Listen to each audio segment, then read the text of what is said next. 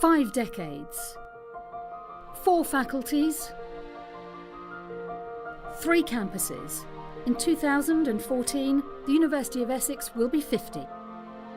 Established in 1964 on 200 acres of parkland, Essex was born of the ambition of founding Vice-Chancellor Professor Sir Albert Sloman to create a university that was international, interdisciplinary and inclusive. We're beginning with 99 undergraduates and something about 20 or 22 graduates. This is just a token number in the first year. We're going to go up to about 3,000 in 7 or 8 years. And our plans are for a university of 10,000 eventually.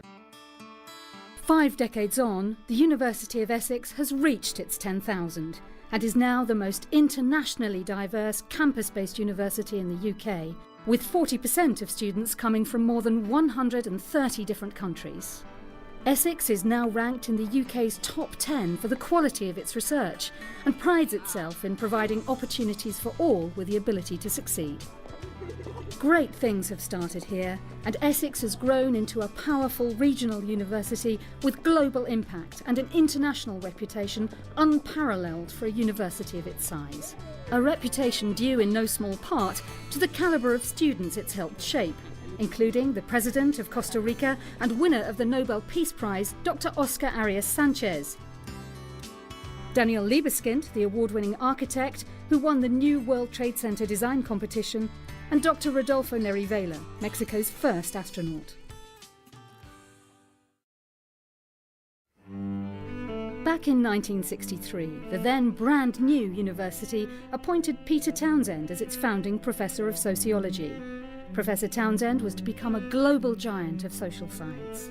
His book, Poverty in the United Kingdom, published during his time at Essex, is now seen as the definitive reference on poverty. Much of Professor Townsend's work remains at Essex as part of the UK Data Archive. This archive is the UK's largest collection of digital research data in the social sciences and humanities. Its establishment was hailed as probably the most important development for the next generation in the social science field. Working across the disciplines of sociology and economics is the university's internationally renowned Institute for Social and Economic Research, or ISA. ISA runs surveys like the British Household Panel Survey, which has interviewed members of the same households every year since 1994. It continues to inform and influence governments and policy, and 2009 saw the launch of Understanding Society, an ongoing survey of 100,000 people in 40,000 households, the biggest study of its kind in the world. Unsurprisingly then, Essex is now the top-ranked university in the UK for social science research. Research that comes out of Essex changes people's lives. Hand in hand with that is the university's tradition of attracting leading scholars in their fields. In 1966, Professor Anthony King was one of the founding professors of the Department of Government. Professor King is now a leading authority in the world of government and politics. Professor Sir Ivor Crewe is also a luminary in political research and was the university's Vice-Chancellor for 12 years until 2007, an achievement that was honoured with a state-of-the-art lecture hall in his name. Scientist Professor Jules Pretty has generated interest from around the globe with his work on green exercise, including his finding that just a small dose of nature every day benefits people's mental well-being. The Department of Literature, Film and Theatre Studies has long attracted renowned writers to its staff, including Marina Warner, Jonathan Lichtenstein and Nobel laureate Derek Walcott.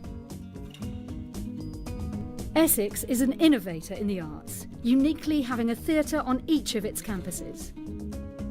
East 15, one of the UK's leading acting schools, became part of the university in 2000.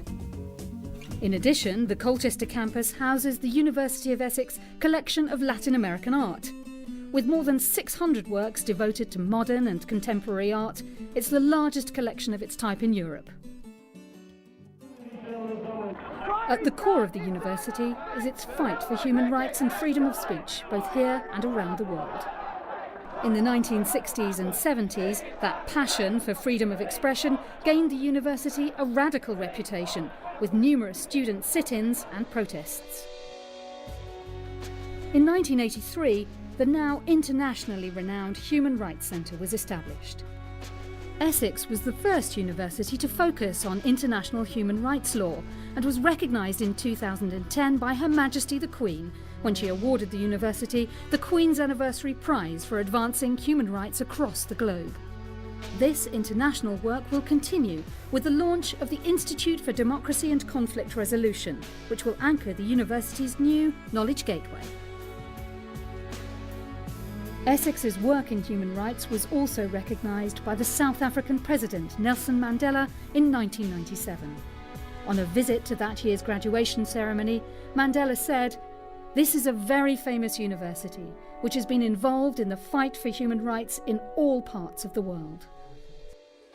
5 decades ago, Essex was one of the first universities to recognise, establish and engage with the computer age.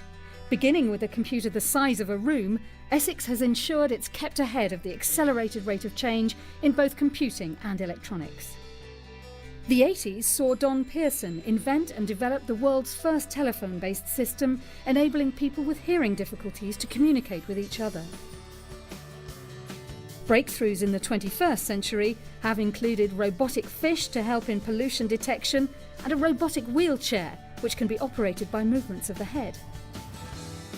The £1.5 million networked media laboratory has courted interest from the BBC, Hollywood and Bollywood with its work into future generations of HD. Futuristic living is the order of the day at the university's iSpace, a fully functioning 2-bedroom apartment which is used as a test bed for future networked home technology. As the university approaches 50, its original values of internationalism, inclusiveness and interdisciplinary working live on.